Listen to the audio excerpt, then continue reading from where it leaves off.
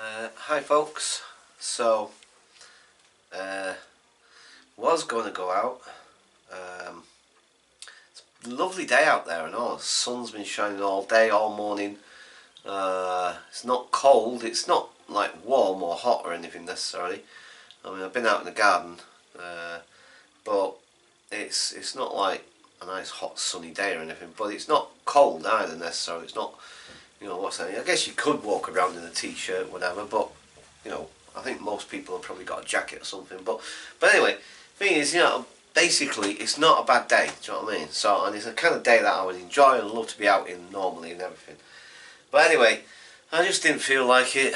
Yada yada yada yada. Blah blah blah. So anyway, because I was thinking a couple of places I was going to go. I was either going to go back to Radlett, not necessarily to explore the hospital because I think that's pretty much a done thing now. I don't think there's any way of getting in any part of it these days, I would imagine, because it's all being redeveloped, like I said, so that probably wouldn't have. Then again, who knows, I'm not sure, but just go to Radlett anyway, just go mooching around the woods and, I don't know, see what we can find. Money wise and time, I didn't really like that, and then I was thinking of going to Screaming Woods, Daring Woods, in Pluckley Village, the most haunted village in England apparently. So I was going to go there, maybe do an overnight there, but then again it was about money and all the rest of it, so I didn't fancy that. And then I was thinking of like going to Tower Bridge, like I said, because at some point I would like to go and do Tower Bridge again and film that glass walkway and what have you. But anyway, blah blah blah blah blah blah. So just not feeling the mood. Anyway, so because of yesterday and seeing those Van Goghs and do you know what, actually when I think about it, I'm not entirely sure why this is actually. I kind of realised it on the day, but I didn't mention it in the vlog. But when I think about it, that's the first time I've actually ever seen the original sunflowers and the chair in real life, in the flesh as it were, up close and personal. I've never seen it before. I don't know how long it's been in that gallery for, or both of those have been in the gallery for. Whether it's one of those where they're on display just for a little while, maybe a year or something or whatever, blah blah blah, and then they go back to wherever they came from, I don't know. Because I don't think that the National Gallery own those. I don't think they do, because I've never heard about that. I would have known about that. I'm pretty damn sure. I've been in that gallery a few times before. That's why I say it's never been my favourite. I really don't remember seeing those Van Goghs there. So I don't know. Maybe it's me. Maybe I've missed something, and maybe I don't know. Maybe it's just me. Maybe the gallery does own it, and maybe they've been there for years. But I must admit, and it was like I say, I actually, not that I only just realised it. I realised it on the day. Just didn't mention it in the video because I was just too busy looking at it and being awe-inspired and so forth and whatever sort of thing. So it was like, but at the time I'm thinking to myself, how long have these been here? I don't remember this gallery owning these Van Goghs. I mean, like, anyway, blah blah blah. So it got me, like I say, those paintings have really got under my skin, to be quite honest, and that video particularly. And I'm definitely going to go back and do another video, but this time I'm going to linger. I'm going to take my time a little bit. I'm going to try and go a bit early when there's not so many people. Of course, again, there's always the issue that they might try and stop me filming. I don't know, but I'm going to try at least, because the whole experience, especially watching the video back for me, I can't speak for anybody else. Other people, they say, being an artist, obviously, to me, it's my passion, and it's something I'm passionate about, and it's something I care about very deeply for lots and lots and lots and lots of different reasons. Far too many to go into right this minute, but I can imagine that because at the moment it's not got very many views, but then again it's still early days. I only posted it last night, so I guess give it a bit of time. I've noticed that with my videos that they start off with maybe a few views, and then a week later they've picked up a little bit and they've got like 60 views, maybe 80 views if I'm really lucky. I think I'm averaging about per video, I would say I'm averaging round about 40 views. And that's a rough ballpark, a rough estimate of about 40 views per video. Now some do a lot less, and it all depends. On the museum ones, I've always traditionally not done very well anyway, because I just guess people don't find them interesting. But anyway, that's not really the point, because the thing is that watching that back and seeing that level of detail in Vincent's work, for me, whew, it's just like wow. And so anyway, but you know, horses for courses and all the rest of it. But that, so I'm definitely gonna go back, and I'm definitely gonna do that again, because just like I said, the detail and the way the paint moves, and oh, love it. So now, so back to essentially today's video. Now this has been sat on my easel for at least nearly a year now. It's got to be a year, maybe even a bit longer than that, even, actually, thinking about it. And I have got other paintings as well that are half finished and I never got round to finishing and whatever. Well, the majority are finished, but there's one or two that are still sort of not quite completed or whatever. And I haven't done any art proper for ages. And I used to be really prolific. I used to paint almost a couple of paintings a day sometimes. It depends, and it depends on the and maybe not so much whilst I've lived here. Maybe when I first started living here, maybe I was a bit like that, but not so much. And especially over the last few years, I've done hardly any at all.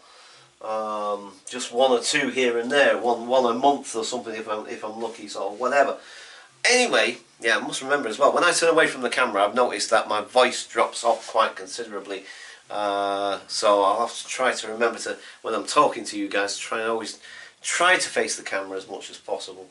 And I also noticed from the video last night in my shop, I'm going to stop doing that, by the way. I'm going to stop going into places like that where it's really super busy and crowded, because I've noticed, I don't know if you guys struggled hearing that last clip or the last part of the video from yesterday, where I was in my shop upstairs and I was chatting to you guys about the girl artist outside that was doing the pavement art and what have you, and I was talking about her and she was talking about the process and stuff like that.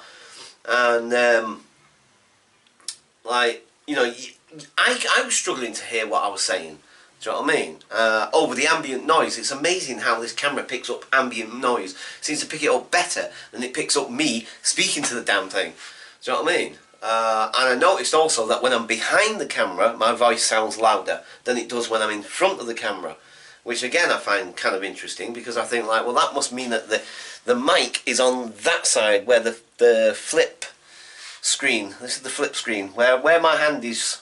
You might think that's the lens. The lens to me is here. That's where the lens is. And the flip screen, essentially, oh well, okay. It's, well, sorry. I sound like an idiot sometimes because I'm explaining very simple, stupid things that I don't necessarily need to explain. And I think, why are you explaining that, you idiot? Anyway, yeah, so... see, I've completely sidetracked myself. So, yeah. So in terms of... what the hell was I talking about? Flipping heck. Can't believe I just did that. Oh yeah, the ambient noise, sorry. Yeah, yeah, this camera picks up the ambient noise really, really well, which is annoying, because when I'm in a place like my shop or any kind of restaurant-y thing or any crowded environment, it's going to essentially drown out my flipping voice, do you know what I mean? And especially if the further away I get from the camera and all. So that's something I need to watch, and something I'll have to bear in mind and try to avoid doing that. Or if I'm going to do it in a place where it's a little bit more quieter, where there's less people or whatever. Do you know what I mean? Right. So yes, I know. I always do it, don't I? Every time. Convoluted stories that go 20 miles outside of where they need to be, instead of just going 5 miles down the road to get to the point. Do you know what I mean? don't take me navigating, you know what I mean? It's like, you know, a journey that would take us like 20 minutes will end up inevitably taking us all day, because I'll be saying like, oh well, if we go there, and that's more metaphorical than literal, really. But then again, anyway, right. Right, also I've just noticed as well, the light's terrible again in here. Sorry. Hang on. I'm useless at lighting. I am useless at camera stuff, aren't I? You know, because like this half of my face is all lit up and this half is all in darkness, and the balance, actually I can see it. I can still see it even with that light on. This side is still in a bit of shade, and this one's nice lit, brightly lit, because the sun's out there on that side. I mean, if I open the curtain, it'll be even more so, I reckon. Do you know what I mean? It's like, anyway, don't really need them open right now. Yeah, right, okay. So yeah, getting back to the purpose or the point of this video, which is now going to end up being 1,000,000 years long, is we got a couple of million years handy.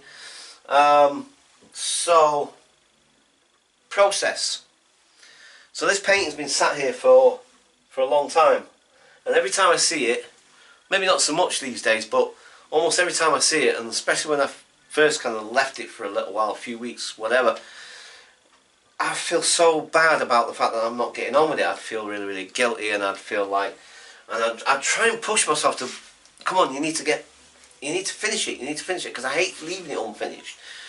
But anyway, blah blah blah blah blah blah. So speaking to that girl yesterday, I keep saying girl, but it's like, I mean, you know, obviously she's a woman, but I mean, I couldn't say how old she is, but obviously she's a lot younger than me, so therefore to me she's a girl in that sense. But I don't know, she's about in her 30s maybe. I don't know exactly, to be quite honest. I have no idea. I'm useless at judging how old people look. Anyway, so talking to her, and when I asked her that question about the impermanence of her piece of work, and like I said, I probably wouldn't have asked that of some of the other people that do those very naive, and dare I say, crappy pictures. And again, I hate saying that, because I don't want to knock or denigrate anybody's work necessarily. I guess it's because the quality of her work was just phenomenal. I mean, really, seriously, do you know what I mean? I mean, her work should be sat in the flipping either the portrait or the National Gallery, one of the two, because the quality is really, really good. Do you know what I mean? She's obviously talented. Do you know what I mean? There's no two ways about it. But like I said, you know, and that sounds. Anyway, again, I've got to stop second guessing myself, and I've got to stop trying to, like, not censor myself, but like when I say something and then there's a part of my brain, like my conscience, if you like, or whatever, that says like, oh, hang on, does that sound really, that doesn't sound very nice, does it? I think maybe you should think about that again, do you know what I mean? And it's like, because I do it constantly, it's like, it kind of slows me down a lot. So anyway, blah blah blah blah. So, but my point is that yes, and that's why am I even making that point? It's completely irrelevant anyway. It really is completely irrelevant. I mean, the thing is that, like, it doesn't matter whether it was a chalk drawing of like just scribbles on the flipping floor, and her flipping Van Gogh, well, whatever, do you know what I mean? Her flipping amazing freaking piece of work, do you know what I mean? They're still art, and it's still self-expression, and the two should be equally valuable. Maybe not necessarily to the rest of the world, but at least to the individual, and maybe to a smaller group of people, whatever. But the thing is that, like, she really hit a nerve with me when she said that, because I've spoken about my process before in these videos, and like I said, the process is really, really important. It is an important thing, and I've filmed my process at times. I've filmed it, but of course, from your perspective as a viewer of my channel, You know, I can imagine that it'd be really boring just watching me go through my process when I'm painting or whatever, because it doesn't, you know, how long have you got? Like I said, I mean, you know, you got a couple of million years handy. I'm being very what's the name? But you know, the thing is like, you know, obviously it's a long process, or it can be. Do you know what I mean? And it depends. Obviously, it depends on the subject matter. It depends on the medium. It depends on lots of different things. And like, so the filming that process isn't necessarily going to be straightforward or simple necessarily. And so obviously I'll try and edit some of it as much as possible so it's not too tedious and boring.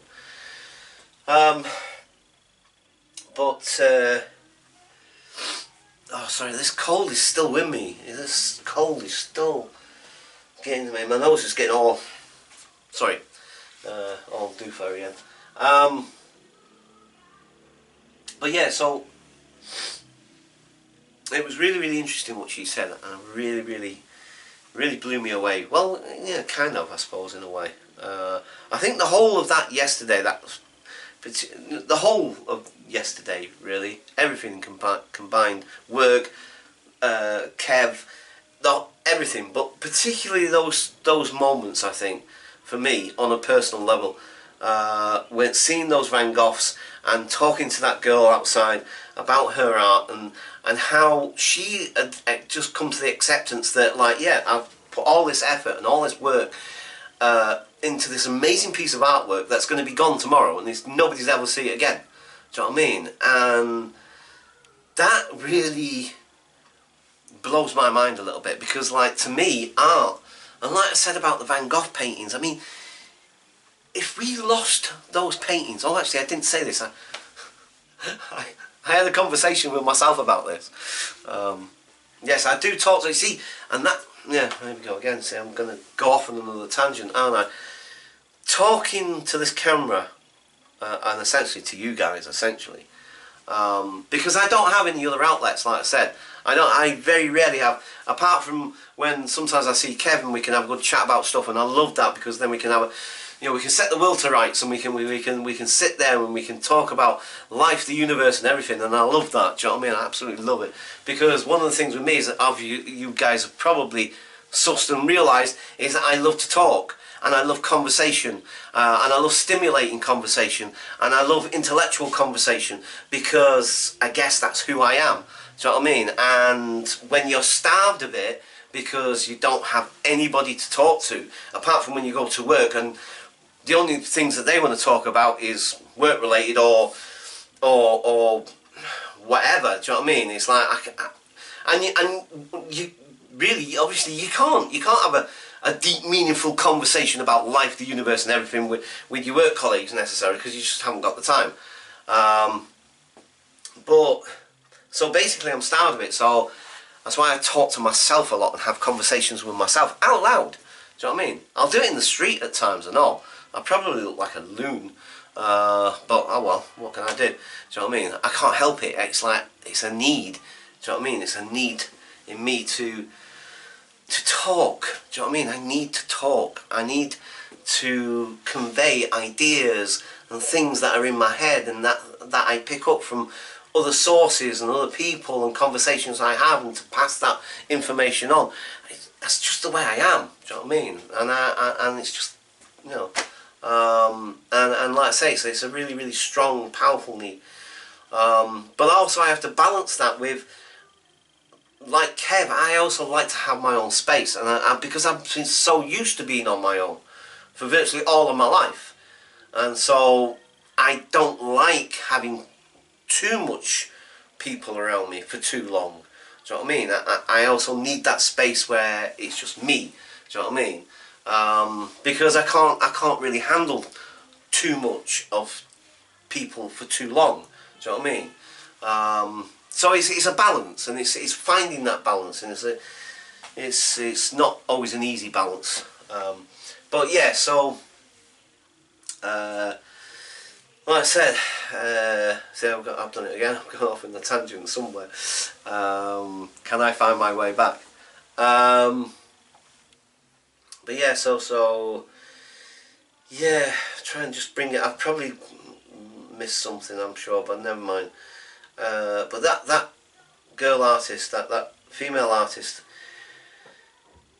you know, the fact that she can accept and let go of that, and like I was saying the other night to myself, I thought I did a video. See how now I'm starting to lose what's the name of where videos are and where reality is. And it's like, oh hey, oh, that's getting a bit scary, isn't it? And it's like, you know, hang on, am I talking to the camera still, or am I talking to me? But yeah, so the thing is that, like I said, the fact that she had that acceptance around the fact that all of that time and effort, and like I said, she's kneeling on the floor. It's concrete floor. I say concrete, but it's stone slabs, whatever. You know what I mean? And I think she had like knee pad things on, but fair enough. But still, knee pads, whatever. The thing is, she's bent over. She's on her hands and knees, on all fours, on a pavement in the middle of a flipping big city with, I say thousands. I mean, it wasn't that busy that particular moment, but you know, through the course of the day, thousands of people trundling by, whatever sort of thing.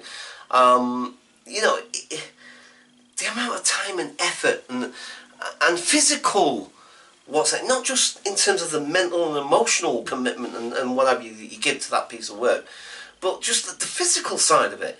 Do you know what I mean? And you know, like I was saying about the Van Gogh paintings, it's like I think, I don't know this for certain. Obviously, there's no way I can tell or know 100%. Just going by information I picked up from here and there, and even the Doctor Who episode, which I would imagine that a lot of liberal artistic license was given to the dialogue and the what may or may have not Vincent would have said.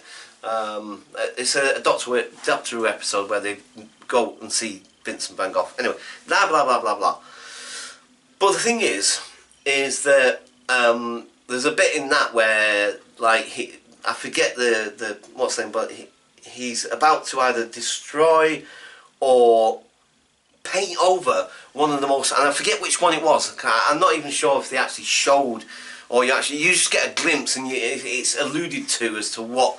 But it's supposed to be like one of his most iconic, not the sunflowers, I don't think, but whatever it was.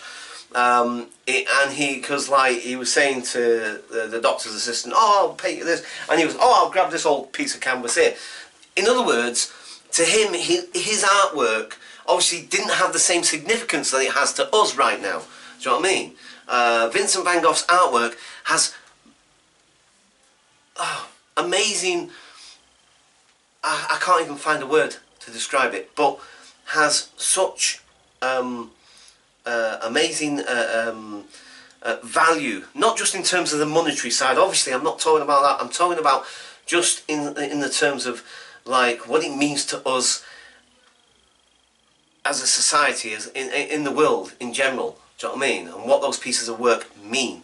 Do you know what I mean? And how significant they are to us, both on a personal level, but like I said, in lots of other ways as well. And like also knowing his story and what have you, and the fact that he never sold any of his work. I think he sold one piece of artwork, and that was to his brother Theo. So, you know, the thing is, he never sold any of his work throughout his life. He never got any recognition when he was alive from the art world or anybody else, essentially. And so, from his perspective, I can imagine that his pieces of canvas to him, I imagine that if they all got burnt one day in a fire, tragically, or something, or they got trampled on, or some, you know, some tragedy happened to the canvases or something, I can imagine he might be a little bit miffed or whatever, this and the other, but possibly Van Gogh would have a similar sort of attitude to what that girl's got, in the sense that, like, it'd be like, oh well, I'll just paint another one, whatever. Do you know what I mean? I don't know. I must admit, I really don't know. But you see, the thing is, like, from his perspective in that time, obviously, I guess it would have been easier at that point. Do you know what I mean? Whereas now, if those pieces were lost, it would be absolutely devastating. Do you know what I mean? It'd be so devastating if we lost the sunflowers for, you know, God forbid the gallery burnt down or something. Well, I hope to God, obviously, that nothing like that happens. But do you see what I'm saying? Just whatever, it gets lost or something, or it gets destroyed in some way. Do you know what I mean? I mean, it's almost unthinkable. Do you know what I mean? But the thing is that, so to get back to what she, I'm getting really, really hot in here now. Why am I getting so hot in this room? Sorry. All of a sudden it's getting like, I'm just getting like really, really, really, really hot. I don't know how long I've been talking for. I'm going to post this video first because I need to, because this wasn't what this is supposed to be about. I'm supposed to be filming my process. Oh, I've even got some paint on my disposable easel ready to make myself paint this, you know, to get it finished. Anyway, so, but this is part of the process. This is part of the process, essentially. And that's the whole point, right?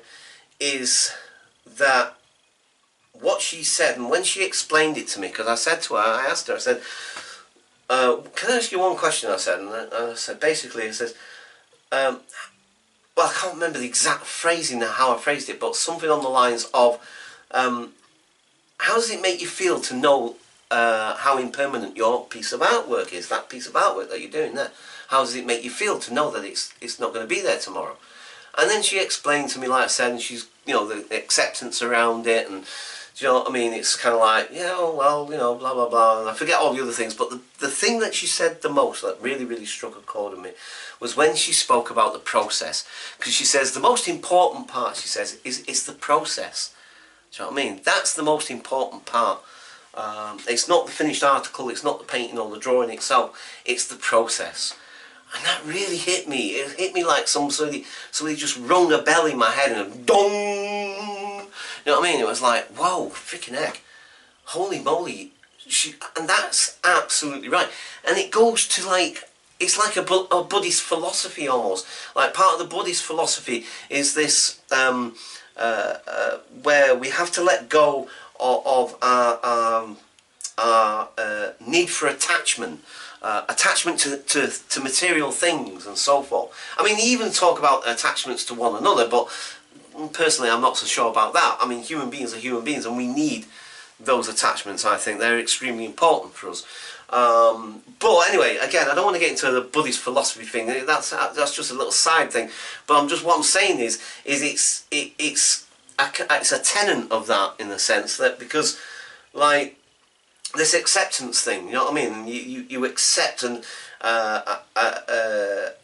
don't have an attachment to material things, and therefore you will suffer less in life. This is part of the philosophy. It's part of the Buddhist philosophy. Like I said, I don't want to go into a big explanation of it, but you know, if you want to check it out, guys. But the thing is that, like, it's about letting go of your attachments to things, and like I say, I think there is I think. It's been so long since I did study it for a little while, the Buddhist philosophy. I did get into it for a little bit, many years ago now, because I found it really interesting and fascinating. But again, I don't want to get into all that right now. But the thing is that, like she said, you know, to let go of it, and to me, that's flipping amazing. I mean, seriously, I mean, that's not an easy thing to do. And then when she said about the process, like I said, that was really the key for me, because, like I said, that's why I was trying to bring it to the Buddhist thing, because there's a quote. I don't know if it is specifically a Buddhist quote, I don't know, but I know I've seen it written down in a Buddhist book somewhere about it's not the destination. No, hang on. Yeah, it's not the destination, it's the journey. Sorry, see how long-windedly I can make things rather than just get to a point and be more succinct. I'm sorry, it's just the way I am, I can't help it. Anyway, so it's about the journey, and that to me is the same as it's about the process. because the process is essentially the journey from bare canvas, from a blank canvas, all the way through the process of doing the drawing, maybe the outline if you're going to do that. Sometimes I do that, sometimes I don't, it depends. Sometimes I like just to get straight in there and just paint whatever the heck it is I'm going to paint. Sometimes I like to draw it out first and measure it and this, that, and the other, and do stuff like that.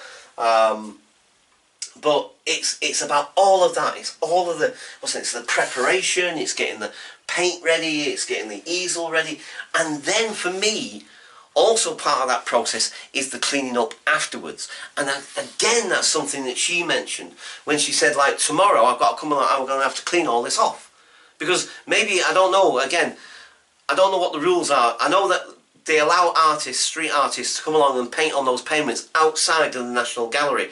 It seems to have been a tradition for many years. I don't know how far back it goes, but for as long as I can remember, as long as I've been in London for, maybe even further back than that. But the thing is that obviously there must be some sort of rules or some sort of etiquette or whatever it is, I don't know, that allows them to do that, where the gallery or the council or whoever it is that controls that aspect of things says, right, okay, yeah, you've got permission to do this, blah, blah, blah, blah, but with the knowledge that you can have it there for a day, 2 days, whatever, but after that then you have to come back and clean it yourself, sort of thing, rather than just leave it there and then street cleaners have to come along and clean it. I don't know, but that's what she said. Well, she didn't say all of that. She said that she would be coming back the following day to clean it herself. Now, whether that's her choice or whether that's part of the what's the name about being able to draw on those pavements out there, I don't know. But you know, like I said, so that was the other bit as well, and it's part of that process. And to me, that's part of the process. For me, it's not just the finished article, the finished excuse me, the finished painting, but it's actually the cleaning up afterwards, the cleaning of my brushes. It almost becomes ritualised. Do you know what I mean? I was taught how to clean my brushes.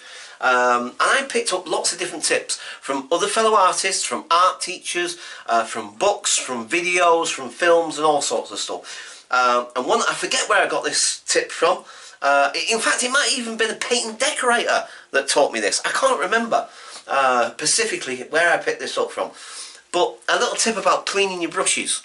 So never use hot water, boiling hot water or anything like that. You know, really hot water, because it melts the glue that holds the bristles in the metal part of the and they'll come loose and they'll fall out. So you never use hot water. Warm or lukewarm water, soap, and you do a circular motion. Do a circular motion with your brush in the palm of your hand, and that is how you clean your brush. Yeah, so you do a circular motion and you press on it as well to try and get inside the bristles, right in there, to get all the paint out as much as possible, sort of thing. And that was one little tip. And also somebody taught me that if you look after your brushes, take care of these. Yeah, the thing is, they'll last you as long as they'll last you. Do you know what I mean? I mean, I was going to say a lifetime, but these days, particularly with a lot of cheap materials, and these aren't the most expensive brushes in the world, believe me, they're not. But they've served me well. Seriously, these brushes have served me well. And I got them cheap from some, whatever. I've got some more up there. There's a big jar of them up there that have not even been used yet. But you look after your tools, and they essentially will look after you, and so it becomes a ritual. It becomes part of the process. Is cleaning your brushes, cleaning up afterwards, sort of thing. That's the whole part of being creative and stuff. You know, and yeah. So that's basically, in a nutshell, what I want to do is, because I need to try and make myself paint this painting and finish it, you know. It's been sat there for so long, and I actually really like this painting. I mean, I don't think it's one of my best by far, do you know what I mean? It definitely isn't. And, you know, I don't think it's going to be any great shakes necessarily. It's not going to be, but there's something about it. And it's taken, sorry. Oh, I hate people that do that. You know, yes, you've got a horn, mate. Look, anyway, yeah, here we go. stop me. Please press that remote button and stop me going into a tirade about something else. Stop letting me see that squirrel. Oh, squirrel. Oh, pressing his horn and annoying me. Sorry. Right, yeah, so... this is taken from a photograph I took when I went to Radlett and to that abandoned hospital. And like I say, I took loads of photographs as well as did the videos. And this is one of the photographs that I took, and the sunlight was shining in, and all of this around. And I love the way the picture is framed. I love the way I did it. And it's like all this around here, apart from here, is all in darkness and shadow. And then there's just this part here is all lit up by sunlight, where the sunlight was streaming in. So, and that's, I want to just, I need to finish it. I really need to finish it. And like I said, there's something about this particular painting. Why? Maybe it's because it's been sat on the easel for so long. And this might sound a bit weird or a bit odd. And maybe other artists might get this, I don't know. But when you start a piece, regardless of what kind of piece of artwork it is, the thing is, it becomes a part of you. It's almost like, somebody described it once, they're like your children. Do you know what I mean? I mean, I know that sounds crazy. It sounds crazy to me. And I don't, like, I don't think it's that, you know, that the similarities or whatever. It's like, I guess it's a metaphor. It's just a way of trying to express how attached, I suppose, you become. In a sense, I guess. And I guess that's why I was blown away with her comment and what she was saying and this, that and the other, and about the attachment thing and what have you. Because they become almost, it's almost like a part of you. And you literally almost do. You put a part of you in there. A part of your soul. Do you know what I mean? Your soul goes into this. You know? It's not just getting a bit of paint and a brush and going a blip, blip, blip, blip, blip, blip, blip, blip. Do you know what I mean? There's much more to it than that. Do you know what I mean? There's the subconscious side of your mind as well. Do you know what I mean? And so much more goes into these things.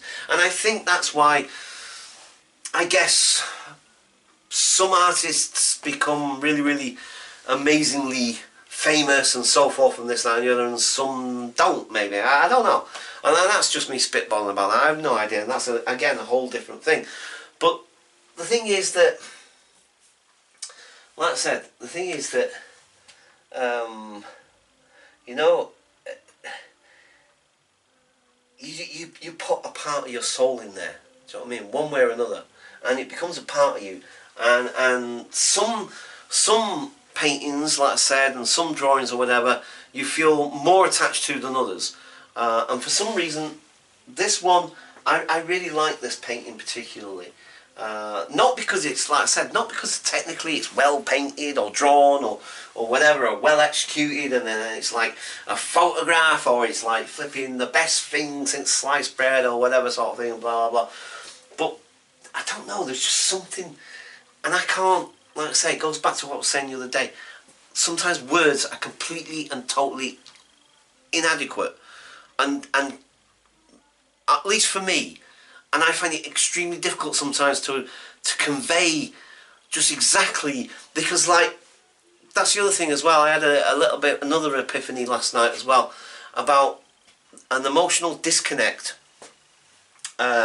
Because, like I say, with having the borderline thing and all the rest of it and this, that and the other, and the amygdala thing and what have you, right? The amygdala is, like I say, it's about the size of your fingernail, roughly. It's around about that big. It's a tiny little organ in the base, or not quite the base of the brain, but right there in the back of the brain sort of thing. And it's part of the limbic system, and the limbic system is the part of the brain that regulates and controls your emotions. And so I was, like I say, I was having this conversation with myself. Now I'm having the conversation with you guys. And I was thinking to myself that maybe that's another aspect of my condition, whatever you want to call it, in the terms of, like, sometimes I find it difficult for my brain, my emotional part of me, to communicate with my reasoning part of my brain, my intellectual part of my brain. Do you know what I mean? The intellect part of the brain and my emotional brain, just it's like a mismatch. It's like they miss each other. Do you know what I mean? And they can't communicate. So my emotional part of my brain is trying to convey something, and then I'm trying to convey it to the outside world, and my intellectual brain just is missing it. It can't. It's like, I don't know what you're trying to say. I don't understand. What are you trying to convey? And that's why I'm struggling to find words to express how I'm feeling. Do you know what I mean? Because, like I say, there seems to be this disconnect. Do you know what I mean? And so I can't articulate. I know what I'm feeling. I can feel it in my body, and I can. And inside my head, the emotional part of my head, at least, I can find a word or words to describe it in a sense. But then when I want the rest of the world to know what it is, and then obviously I try to access the intellectual part of my brain. The intellectual part of my brain is like, I don't know what word to use to describe what you're trying to tell me. Does that any of that make any sense? But anyway, do you know what? I think the thing is, I doubt this video is going to get any views. No, I mean, sorry. No, I know that my regulars and so on and so forth are definitely going to watch. I know certain people will watch it all the way through. Some people I can imagine, and I'm not blaming, or I'm not sort of like, sorry, I'm not kind of sort of knocking people for that. I'm not saying like, there's blah blah blah blah. When you watch one, because I get it. Do you know what I mean? I'm not sure I'd want to sit and watch. In fact, I'll probably watch this back. Yeah, because I usually watch all of my videos back, basically just to see how it looks, how the light came out, this, that and the other, and blah blah blah. Is there anything I need to edit, whatever sort of thing. So inevitably I usually watch it back for the first time, and I'll watch it back. But I must admit, when I think about it, even I'm thinking like, would I want to sit and watch some dude going on and waffling on about whatever? And I'm pretty sure I wouldn't, because let's face it guys, there's videos out there and there's channels out there where people, especially youngsters, particularly the younger ones, but not just youngsters as well, but lots of other channels out there that do really exciting, sort of up to the minute videos, you know what I mean? This is going to be a banger guys, this is going to be lit, you know, we're bringing bangers all month long, blah blah blah, yes that and the other, da, da, da, da, da. You know what I mean? And it's exciting, and it gets everybody going, and blah, blah, blah, blah. Do you know what I mean? So sadly that isn't this kind of video. I would like to make some videos like that, and I definitely will at some point, definitely, as soon as we get some money. So always boils down to that, doesn't it? Anyway, again, I don't want to get into all that. So, but yeah, I probably talked for a good 20 minutes. It's got to be at least 20 minutes now. It's amazing how quick the time goes like that. And I'm supposed to be doing a video about my process and getting on with this piece of artwork. I've not even begun to get anywhere near that yet. I've got a big blob of black paint there, acrylic paint, that I better not waste, because if I now go and watch this video back and then start uploading it and then get it into my head like, let's just watch a couple of YouTube videos or whatever, and it sits there and just goes to waste. And that paint's not cheap, and it's not mega expensive either, fair enough, but it's not that cheap either. Somewhere in the between kind of thing. So it's fairly good quality paint. It's System 3, it's called, acrylic System 3, that's what it's called. You get big tubs like this. I like these because you get nice amount of paint rather than little tubes or whatever that will run out in 5 minutes. And depending on where you go, again, A.K.A, I'd say you could get that for probably about, off the top of my head, I'm going to say something in the region of, see, it might have gone up because it's been a few years since I bought some, but, and this might be overpriced, but I'm going to say in A.K.A at least 12, no, it's got to be more than that. It must be more than 12 quid. I'm going to say about 15 quid. right, in Casa, which is one of the cheaper because they do kind of like wholesale type so it's kind of, you know, you buy it, well, you can buy them individually, but because I guess because of the way they run their business, they can do it a bit cheaper. But and if you was to buy it in just like a local art shop or something like that, you know what I mean, sort of independent art shop, you're probably looking at I would say at least 20, maybe even 25 quid, so at least £10 more at least. So 25 quid just for that, essentially. But like I say, they're just off the top of my head, and they might be wildly wrong, but I don't think they're that wrong. Do you know what I mean? I don't think they're far off the mark in terms of price. So as you can see, they're not cheap, but they're not like mega expensive either. But it's all relative. Anyway, right. I better shut up. I need to find the remote and shut me up. Yeah, and I need to try and get on with this thing. So, okay, I'm going to definitely film the process, like I said. I'll definitely film the process. I must admit, though, because of the time and it's getting on and I'm feeling tired already, I don't know if I'm going to do it today or do it tomorrow now. I'm not sure. I can keep that wet anyway and just cover it with a plastic bag for now. See, I'm talking myself out of it already, aren't I? But anyway, we'll see how it goes. But I definitely want to stop this video now before I waffle on even further and get this uploaded, because it's probably going to, because if this is 25 minutes long now, which I suspect it will be, this is going to take like 2-3 hours to upload to YouTube, so not including the processing of when if I'm going to edit. I might just put it up as it is actually. Right, okay, just for the time being guys, I'm going to leave it there and I shall catch you guys later. Bye for now.